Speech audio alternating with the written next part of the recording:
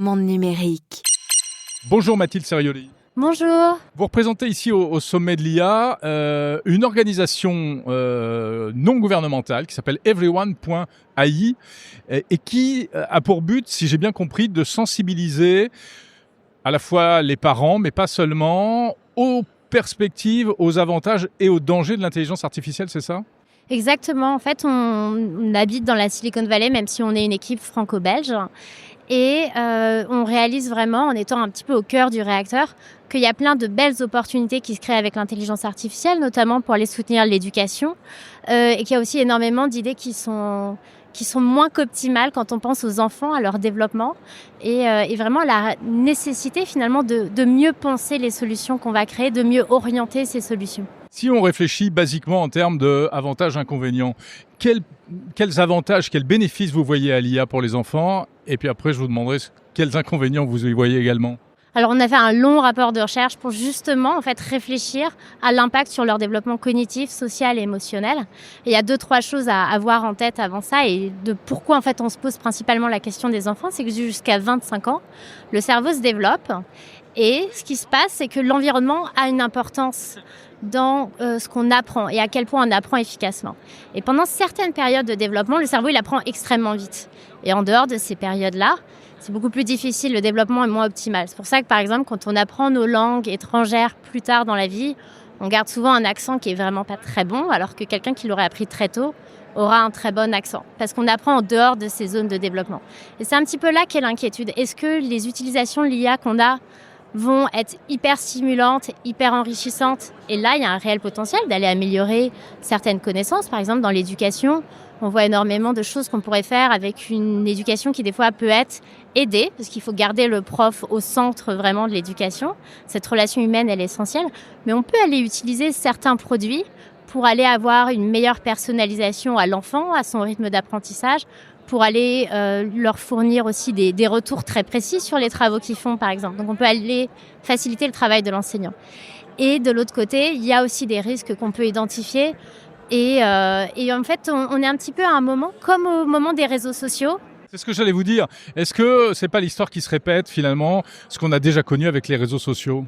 Le but, c'est que ce soit l'histoire qui se répète pas, en fait. Parce que, finalement, peu importe les débats autour des réseaux sociaux, quand on demande à mes collègues psychologues, neuroscientifiques, experts du développement de l'enfant, est-ce que les réseaux sociaux qu'on a actuellement, c'est les meilleurs qu'on pourrait avoir pour les enfants, qui vont vraiment les aider dans leur développement ? Tout le monde est d'accord pour dire que non, on aurait fait des choix différents. On nous aurait demandé il y a 15 ans à quoi ça doit ressembler. C'est pas ça qu'on aurait décidé de faire. Et donc là, en fait, on se dit, mais en fait, avec l'intelligence artificielle générative qui arrive, on est un petit peu à ce moment clé où déjà, on peut apprendre de nos erreurs, on sait que le développement et l'adoption va être extrêmement rapide. Et donc maintenant, il faut qu'on réfléchisse aux produits qu'on veut voir arriver et qu'on demande finalement à ces experts de l'humain de travailler avec ces experts de l'IA. Et c'est vraiment ça, Everyone.ai. C'est aussi la rencontre de mon expertise en neurosciences avec Grégory Renard, qui est un expert en AI depuis quelques années maintenant, et d'avoir ces conversations, que moi, je sois capable de comprendre en fait les opportunités qu'il y a dans l'intelligence artificielle et que lui soit capable de comprendre les risques qu'il y a pour l'être humain. Parce que quand on a une technologie qui sonne autant humaine finalement, parce qu'on oublie vite quand on parle par exemple avec ChatGPT. D'ailleurs, je dis quand on parle, je ne dis pas quand on utilise ChatGPT, on voit bien qu'on oublie vite, qu'on n'est pas avec de l'humain. Mais quand on a une technologie qui ressemble à un être humain, c'est vraiment important qu'on comprenne l'être humain. Et être humain, ça ne nous rend pas être expert à être humain. C'est une autre compétence qu'on a besoin de développer et que les experts en IA, en plus, ont réellement envie de développer parce qu'ils veulent que leurs solutions et leur innovation aident le monde plutôt que de créer des difficultés. C'est quoi aujourd'hui bien utiliser ChatGPT ou autre ? Alors ça dépend à quel âge.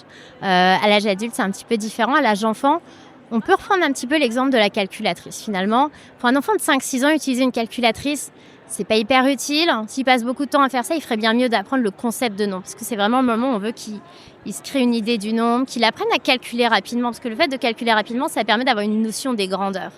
Par contre, quand il arrive au lycée et qu'il est capable de faire des choses beaucoup plus abstraites, là, ça devient intéressant d'utiliser la calculatrice. C'est un petit peu la même chose avec ChatGPT. Est-ce qu'un enfant doit apprendre à 6 ans à faire ses textes à ChatGPT ? Non.